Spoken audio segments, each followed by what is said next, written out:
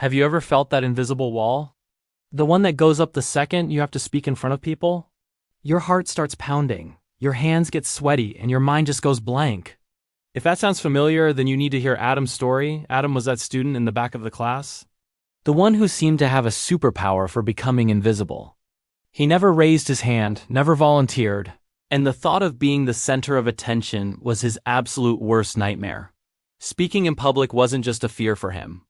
It was a monster living in his head, telling him he wasn't good enough, that he would mess up, that everyone would laugh. Then came the day every quiet student dreads. The teacher announced a presentation assignment. A short one, but for Adam, it might as well have been a climb up Mount Everest. Students could either volunteer to go first or be picked at random. Adam tried to sink into his chair, hoping the floor would just swallow him whole. The voice in his head was screaming, "I can't do this.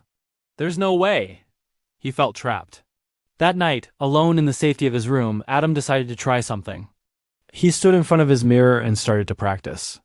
The first few words came out as a whisper.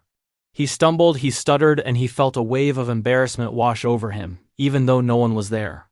It felt awkward, unnatural, and just plain awful.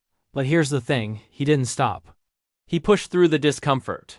The next day, he did it again. And the day after that, he wasn't aiming for perfection.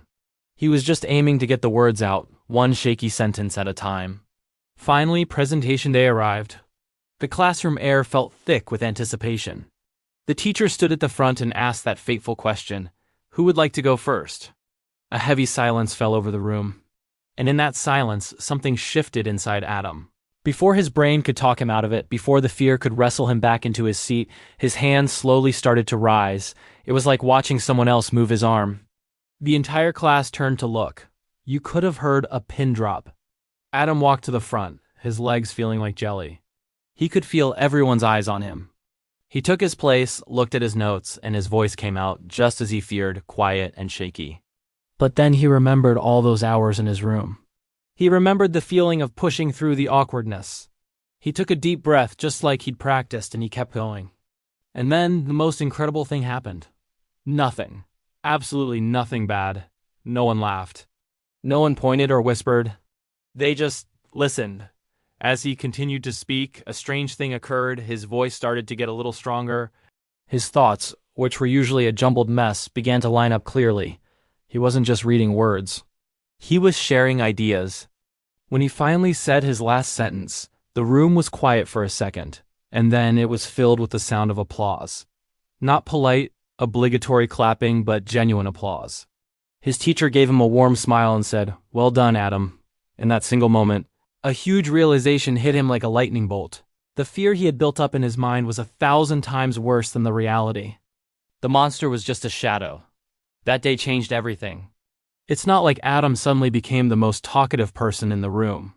He was still Adam, but the next time there was a chance to speak, he volunteered again.